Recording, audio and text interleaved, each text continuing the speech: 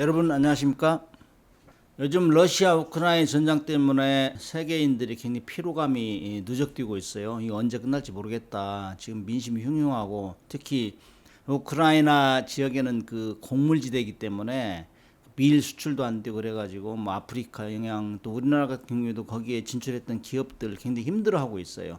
이렇게 이제 어려울 때 보면은 러시아도 보면은 1905년, 17년 뭐 다 이 혁명이 일어나고 그랬어요. 근데 이 군인들에 대해서도 이번에 굉장히 홀대를 하는 것 같아요. 그 뭐 탱크 버리고 도망가고 뭐 군인들 보급이 안 되니까. 그래서 역사는 되풀이된다고 하잖아요. 그래서 이제 군인들 홀대로 말미암아 군인들이 반란하지 않을까 이런 우려도 있는 것 같아요. 러시아에서는. 그래서 찾아보니까 아닌 게 아니라 1975년에 정치장 해군 대위가 함상 반란을 일으켰던 실적이 있어요. 그걸 가지고 그걸 모티브로 해서 미국의 유명한 그 소설가 탐 크랜시가 지금 돌아가셨는데 2013년에 돌아가셨는데 이분이 뭐 붉은 시오로를 거기서 영감 얻어가지고 소설 썼는데 빅 히트를 친 거예요. 야 정말 이거 실화 같다. 레이건 대통령도 그랬다. 아, 이 정도 실화가 있을 수 없어. 그래서 이제 오늘은 붉은 10월 그때 히트 쳤는데 왜냐면은 붉은 10월이라는 게 잠수함으로 이제 이 소재예요. 잠수함에서 망명 시도하는 영화거든. 그래서 그 망명 시도하던 붉은 10월호 요게 어떤 영화인지 좀 살펴보고 처음에는 이제 소련에서 함상 반란을 일으켰는데 창피하잖아요. 대외적으로는 체제가 붕괴될지 모르니까 그래서 이걸 숨겼어. 근데 그거를 옆에서 보고 있던 미군 장교가 그걸 노트했다가 나중에 그거를 논문을 썼어요. 그게 이제 The Last Century. 그래서 이제 이게 마지막 감시자라는 때 마지막 감시. 그걸 보고 이제 탐 크랜시가 아 이게 한때 내가 들은 바에 의하면 러시아에서 뭐 스웨덴을 망명하려고 했다는데 이게 사실이 아니구나. 실질적으로 반란도 하고 이런 것들을 소설을 썼고 그 소설이 영화가 된 거죠. 그래서 이 붉은 시오르라는 그 영화를 잠깐 소개하고 그 다음에 그 실질적으로 함상 반란이 어떤 반란이었던 이걸 좀 살펴볼까 합니다. 왜냐하면 민심이 하도 흉흉하니까 이 전쟁이 오래되면은 막 반란도 일어나고 그런다고. 붉은 시오르는 제가 본 영화 중에서 굉장히 크게 흥행된 영화예요. 제가 기억에 남는 것들이 다스보트, 뭐 우리말로는 특전 유보트라 이렇게 소개됐어요. 그 다음에 크림슨 타이드 이런 것이 많이 생각나는데 제가 쭉 후기 썩은 걸 보면은 이 세 가지가 잠수함 영화 중에는 그랜드로 히트친 거예요. 히트친 거. 그래서 이 붉은 시오르라는 거는 주로 내용이 라미우스라는 그 함장 션 코네리가 역할을 했는데 멋지게 나왔어요. 잠수함 함장같이 생겼어. 잠수함 함장들은 원래 좀 수염을 덜 깎는다고 물 아끼려고 잠수함 승조원들은 그래서 딱 더부룩해 하고 나왔는데 아주 연기를 잘하더라고. 그래서 굉장히 인기가 좋았다고. 이제 스토리가 그래요. 군함은 다 스크류 있잖아요. 프로펠러 이걸 돌려가지고 추진하는데 이거를 돌리면은 이 상대 잠수함이나 수상함에서 다 그걸 소리를 듣고 저 프로펠러 몇 개짜리다 다 알아요. 그러니까 자기가 노출되잖아. 그래서 여기에서 이 참 천재적인 기질을 발휘한 게 이 저 탐 크랜시가 처음으로 워러제트라는 걸 생각해요. 워러제트. 물을 빨아들여 가지고 임펠러로 물을 빨아들여 배로. 그래가지고 그거를 세게 뿜는 거예요. 프로펠러 대신 물을 뿜어내면서 가는 거지. 그러니까 프로펠러는 안 돌아. 그러니까 저기 프로펠러가 몇 개인지 모르잖아요. 그러니까 굉장히 조용해진 거야 배가. 그래서 이거 진짜 신무기다. 이거 잠수하면 원래 노이스를 많이 내면 많이 멀리 탐지가 되거든.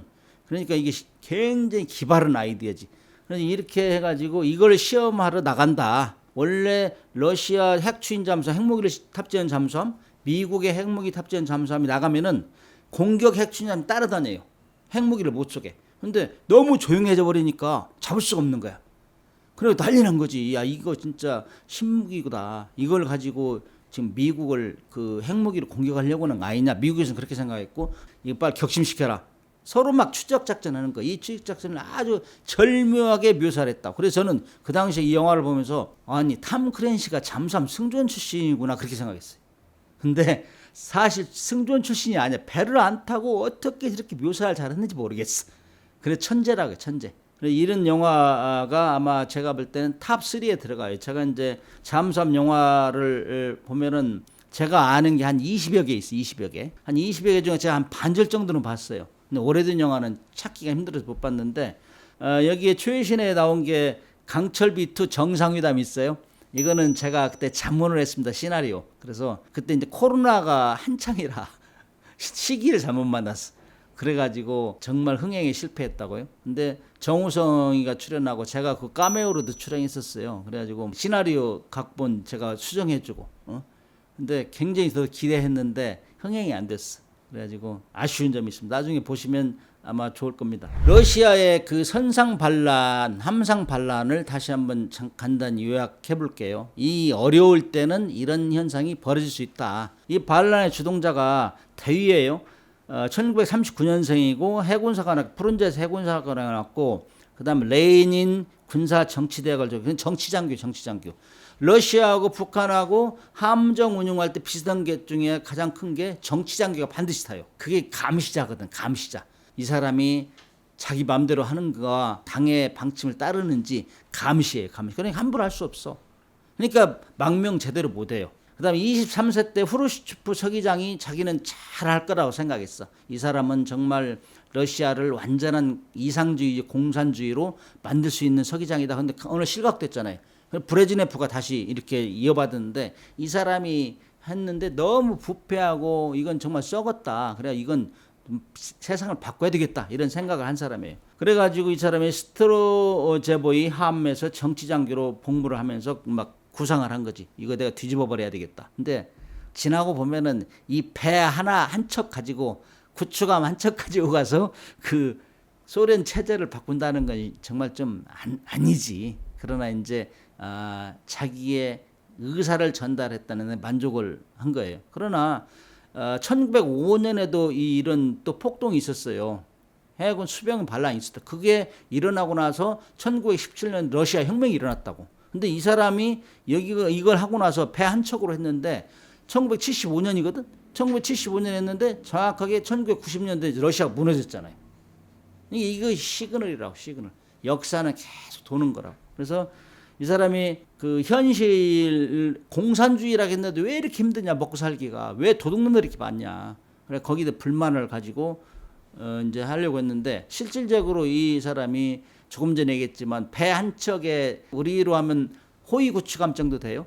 여기에 이제 3,500톤짜리인데 이게 정원 200명이라고 200명. 근데 200명 가지고 혁명하면 되겠어요? 200명 너무 적지. 그럼에도 불구하고 반절 이상을 설득했어.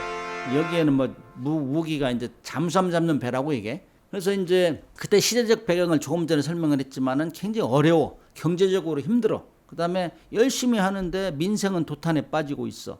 그다음에 이러한 문제는 정말 소련 전체적으로 영향을 하는데 실질적으로 공산주의가요.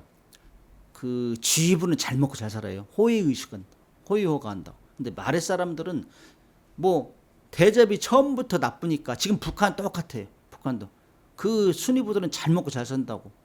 그러니까 여기에 대한 불만이 있는 거죠. 공산주의라면 똑같이 잘 먹고 잘 살아야 되는데 그게 이제 문제가 되니까 이걸 가지고 한번 뒤집어야 되겠다 이런 생각을 한 거죠. 그래서 이제 이 반란 어떻게 했냐면은 미하일로비치 샤블린이 1905년에 영감으로 1905년에 포텐킴 수병 반란이 있어서 이때는 정말 그 수병들이 너무나 그 막 고기에 막 벌레 들어가 있는 고기 이런 걸 스프를 주고 그랬어요. 그래가지고 그걸 먹으라고 강제로 장교들이 하니까 장교들을 막 죽이고 그랬다고 수병들이. 그 진압할 때 7,000명 죽었어요. 그리고 나서 1917년에 러시아 혁명이 일어났다고. 이게 굉장히 공헌한 거예요. 거기에 영감을 얻어가지고 했는데 배 한 척 가지고 했다는 것이 너무 좀. 그리고 이 사람이 내가 한 척 가지고 지금 우리 200명 가지고 하지만 내가 육지에는 지금 여러 사람을 다 포섭해놨어. 일단 따라와. 그래 끌고 갔다고. 그러니까 좀 거짓말도 좀 했어 이 사람이. 아무튼 그럼에도 불구하고 그런 뒤집자. 이렇게 하니까 함장 이하들이 거의 다 동조해가지고 200명 중에 150명 이상이 동의를 한 거예요. 그리고 함장도 묶었어. 함장도. 그러니까 결국에는 이게 보고가 된 거예요. 라트비아 수도 리가야로부터 이제 레닌그라드까지 간 거예요. 가가지고 거기서 배를 정박해 놓고 이제 브레즈네프한테 공격을 하겠다. 공포를 하고 너희들 따라라. 나 이런 요구사항이 있으니 이걸 들어주지 않으면 정말 포로 사격하겠다. 이렇게 엄포를 들은 거지. 근데 그거를 브레즈네프가 자다가 듣고 무슨 소리야 지금. 그러면서 그 배를 그냥 폭파시켜버려 그랬다고. 격침시켜버려 그랬다고. 그래 막 항공기 동원하고 막 군함이 13척이 동원되고 항공기가 60대 정도 동원돼 가지고 격침은 안 했지만은 완전히 장악을 한 거예요. 장악. 이게 이제 지금 붉은 10월하고 비슷한 거예요. 나가서 뭐 소련에서도 붉은 10월 그 핵잠수함 격침시키라 그래도 똑같은 거예요, 지금. 이게 이제 반란 형태가 똑같으니까. 그래서 그때 당시에 이제 스트로브제이 하면 하루도 안 돼서 그냥 손 들었지, 손. 그리고 이제 잡힌 함장 풀어주고 이 사람은 참가한 그 승조원 중에 사블린하고 행동대장 역할은 알렉산드르 쉐인 이 수병이 이제 반역죄 처벌받고 나머지는 후하게 뭐 풀어줬더라고. 이것도 참 이해가 안 가는 거예요. 그래서 이제 1976년 8월 3일 날 그 사블린은 사형당했고 그 다음에 동조한 그 쉐인은 8년간 징역에 출소를 했어요. 그래서 이제 이거를 자기들은 그때 당시에 반란이 했음에도 불구하고 이거는 반란이 아니고 한 장교가 스웨덴으로 망명하려고 했다 이렇게 거짓말을 한 거예요. 그거를 다 이제 보고 있던 미국의 그레고리 영이라는 장교가 다 노트해가지고 나중에 논문을 쓰면서 이거는 탐 크랜식의 영감을 내서 소설을 쓰게 된 거죠. 자, 여기서 우리가 무엇을 얻을 수 있어요? 저는 공산당은 자기들이 이상세계라고 하지만 잘 못 먹고 못 살면 항상 이런 일이 있을 수 있다. 민심을 거스를 수 없다. 그래서 정치 지도자는 인기를 위해서 헛소리를 할 수 있는 존재죠. 그러나 이걸 믿는 사람이 많단 말이에요. 어려울 때는. 이것이 참 우리가 앞으로 타개해야 될 목표인데, 그 다음에 이제 스트로제보의 반란 후에 불과 10여 년, 10 정확하게는 반란 75년도에 반란이 있었으니까 90년도에 소련이 망하고 러시아로 됐잖아요. 그래서 그런 것들이 있을 수 있다. 그래서 현재 러시아하고 우크라이나 전쟁이 계속 지속되면서 생활이 피폐해지고 힘들고 하면은 또 다른 이런 사건이 있을 수 있다. 우리는 항상 경계해야 되고, 특히 북한 같은 경우는 러시아의 체제를 거의 그대로 카피한대요.